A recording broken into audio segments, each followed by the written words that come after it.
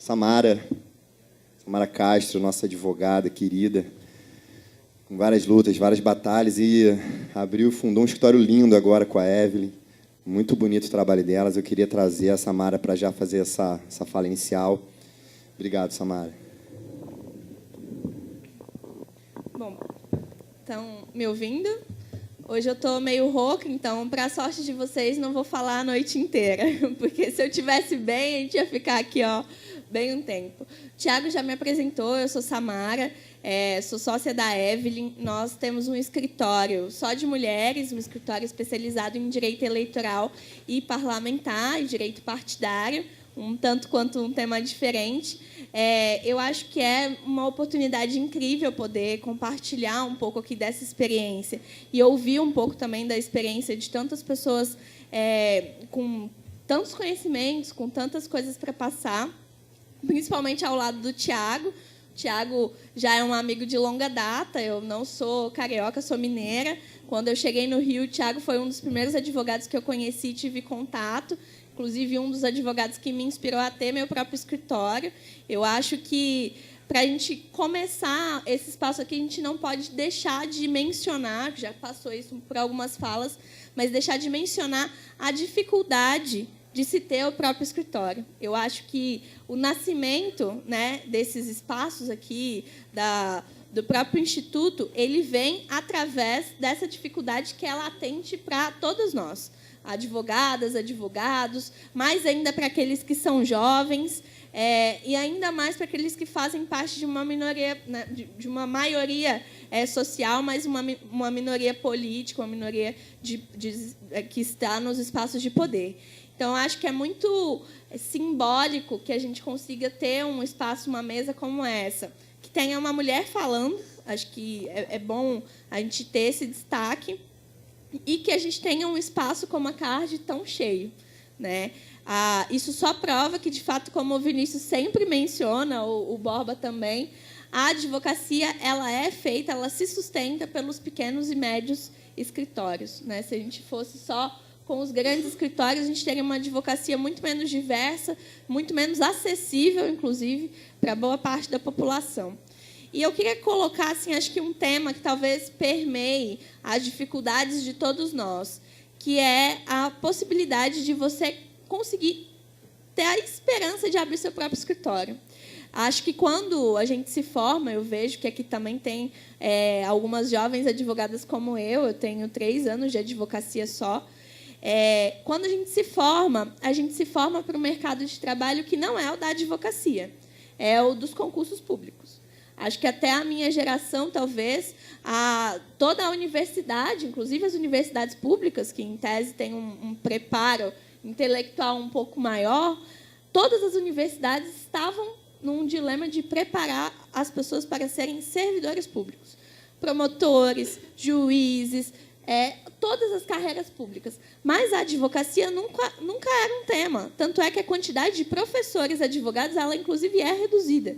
Por quê? Porque esse era um mercado muito difícil. Acontece que, quando a gente vive um momento de crise no país, crise, inclusive, do funcionalismo público, redução de concursos, dificuldade de se ingressar nesse mercado de trabalho que já era bem restrito, as pessoas que fazem direito começam a ter uma alternativa mais restrita ainda. Os concursos deixam de ser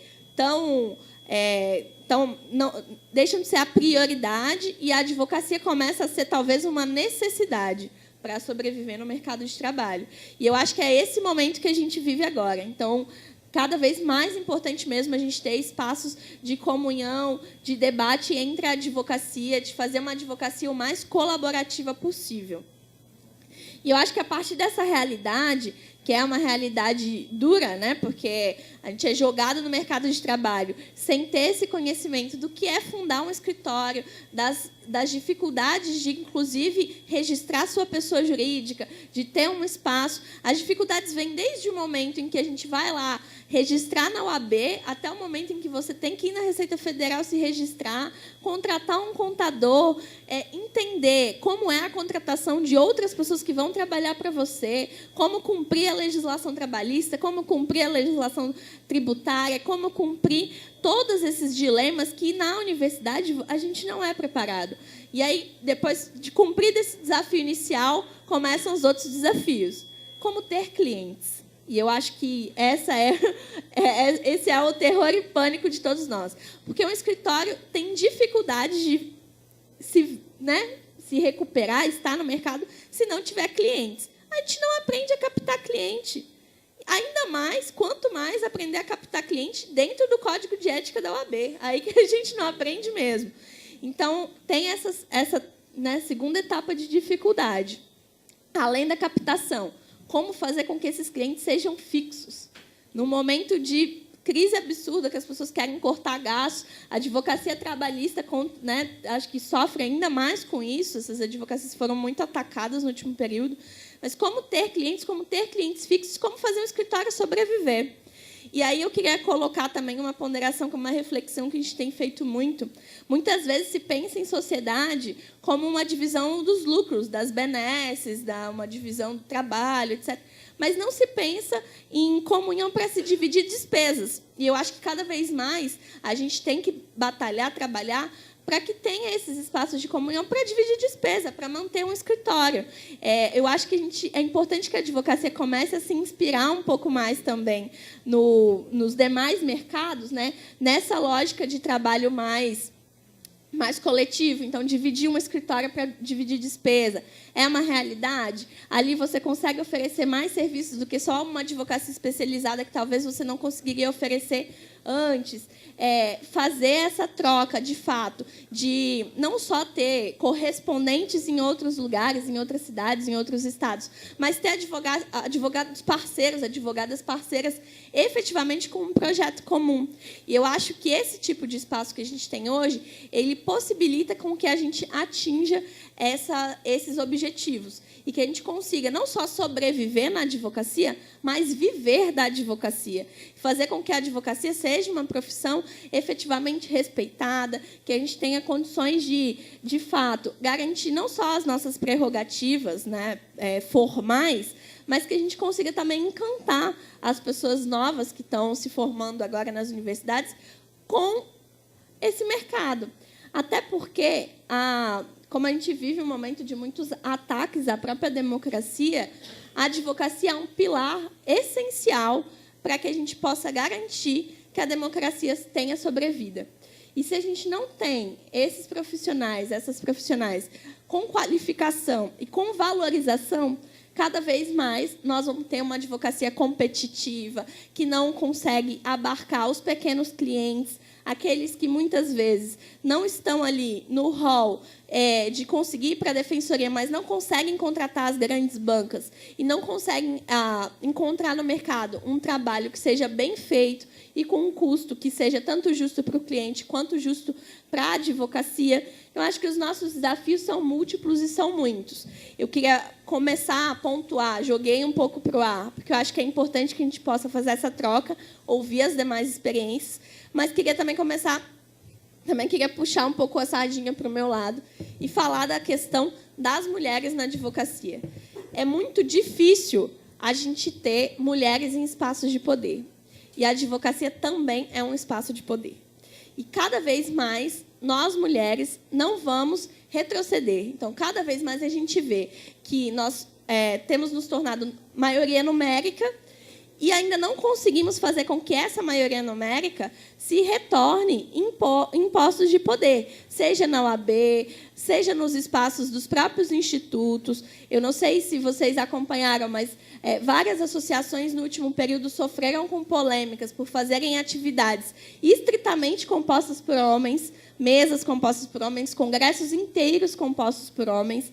E eu acho que nós estamos num nível de avanço da consciência das mulheres que não tem mais como retroceder a partir disso. Nós só temos como avançar. Ih, minha voz acabou. E aí eu coloco ainda mais uma etapa, porque isso, para nós mulheres, quiçá para as mulheres negras, quiçá para as mulheres LGBTs, quiçá ainda para as mulheres jovens, para as mulheres com deficiência. Então, nós temos um rol de diversidade, de dinamismo na advocacia feminina que precisa ser incorporado por esses espaços, precisa ser respeitado e, mais do que tudo, precisa ser valorizado. Porque, vamos combinar, nós, mulheres, conseguimos achar solução para tudo. Para tudo. E para a advocacia colaborativa, que tenha, de fato, valorização, que ocupe espaços que hoje não são ocupados, nós também vamos ser parte essencial disso. E eu queria colocar um pouco esse debate, porque eu acho que não tem nada mais fundamental na fundação, mas na fundação de um instituto, de uma associação, de um movimento, de um coletivo, do que determinar seus parâmetros, seus marcos fundacionais, a partir de princípios básicos. E eu acho que um dos princípios básicos que tem que ser fundados aqui, para encerrar, porque eu já devo ter me estendido bastante, tem que ser a participação feminina. Tem que ser, de fato, a garantia da diversidade, da representatividade. E não é só porque nós estamos querendo uma cota de representatividade, mas é porque nós pensamos soluções, nós formulamos para a advocacia e nós fazemos a advocacia acontecer. Então, eu acho que é nossa função debater, ocupar esses espaços. Falo pela advocacia eleitoral. A advocacia eleitoral é extremamente masculina, extremamente velha, desculpe, mas é. Quando a gente acompanha o tribunal aqui, né, no Rio, são só homens mais velhos, já advogados de muitos anos. É um reduto que as mulheres, que a advocacia jovem não consegue entrar. Nosso escritório se propôs a entrar nisso, se propôs a fazer essa batalha, mas não é uma batalha simples, não é uma batalha fácil. Ainda mais quando se fala de política, não é uma política tão masculina. E o que a gente mais quer e o que a gente mais tem buscado é fortalecer, formar parcerias com demais escritórios, especialmente com as mulheres, para que a gente consiga ocupar esses espaços de poder. Quando a gente foi debater, o Tiago tinha me mandado a programação do evento e eu fiquei encantada com a quantidade de debates interessantes, legais, coisas que eu preciso, inclusive, aprender, que eu vou vir aqui como boa aluna que sou para poder ouvir um pouco mais sobre marketing, sobre como captar clientes de forma regular, sobre como estruturar meu escritório, etc. E, quando ele me mandou, ele falou assim, opina aqui quem que você acha que tem que convidar. Eu falei, Tiago, acho que está faltando aí um pouco de mulheres. Prontamente, a organização se propôs a resolver o problema, que não chegou nem a ser um problema, porque a gente teve espaços democráticos para construir e resolver. E eu acho que isso faz com que o Instituto já se funde com muito potencial de crescimento, de fortalecimento, e que isso seja um fortalecimento também para todos os nossos escritórios, para quem está aqui que não tem escritório, mas advoga de forma individual, que a gente possa sair daqui com parcerias, com inovação, com muitos métodos diferentes, com radicalização mesmo desse espaço da advocacia, que às vezes é tão velho, tão tradicional, e que a gente pode inovar com iniciativas como essa. É isso, gente, que eu queria deixar hoje.